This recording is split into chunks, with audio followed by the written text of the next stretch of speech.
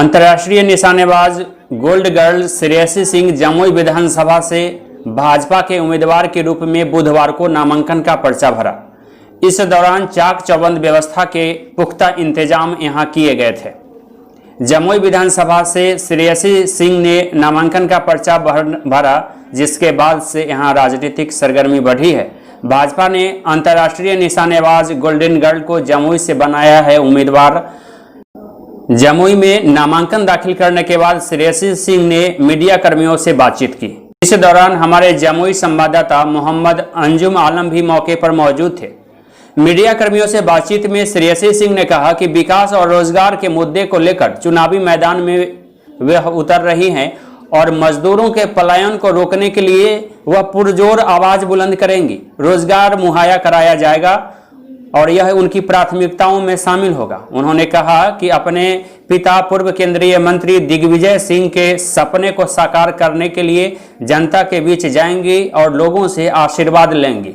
लगता कि कुछ भी भीतरघात होगा। भारतीय जनता पार्टी की जो टीम है, ऑन फील्ड टीम है जमुई में, वो बहुत ही सशक्त है।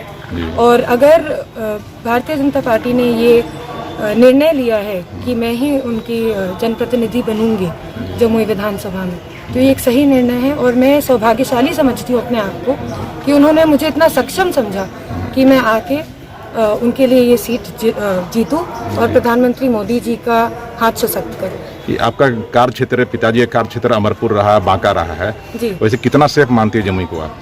जी, जैसा हमने कहा, पिताजी का लोकसभा का संसदीय क्षेत्र बांका जरूर था, लेकिन हम आज श्रेयसी सिंह आज जमुई विधानसभा में अपना नामांकन भरे हैं। और जब हम 2018 में राष्ट्रमंडल खेलों में गोल्ड जीते थे, तो हमको सब लोगों ने, बिहार के सभी लोगों ने बिहार की बेटी कहकर पुकारा था। तो हमको लगता है कि जितना भी सेफ हमारे लिए बांका होता, उतना ही सेफ हमारे लिए जमुई है। और जहाँ हमारे पिताजी की कर्मभूमि का नाम की बात है, वो ज़रूर बांका थी, लेकिन उनकी जन्मभूमि जमुई थी। अगर हम चुनाव की बात करते हैं तो बात और मुद्दा सिर्फ और सिर्फ विकास का होता है। सेंट्रल और स्टेट गवर्नमेंट की बहुत सी ऐसी पॉलिसीज़ हैं जो ऑन पेपर तो चढ़ गई हैं, लेकिन उनका इम्प्लीमेंटेशन नहीं हुआ है ऑन ग्राउंड लेवल। तो मेरी सबसे प्राथमिकता इसी चीज़ पे रहेगी कि जो पॉलिसीज़ ऑलरेडी एग्जिस्ट करती हैं, स्कीम्स ऑलरेडी एग्जिस्ट करते हैं, उनको ज़मीनी लेवल पे लाके उन पे काम करके उन पे काम करना हम शुरू करें।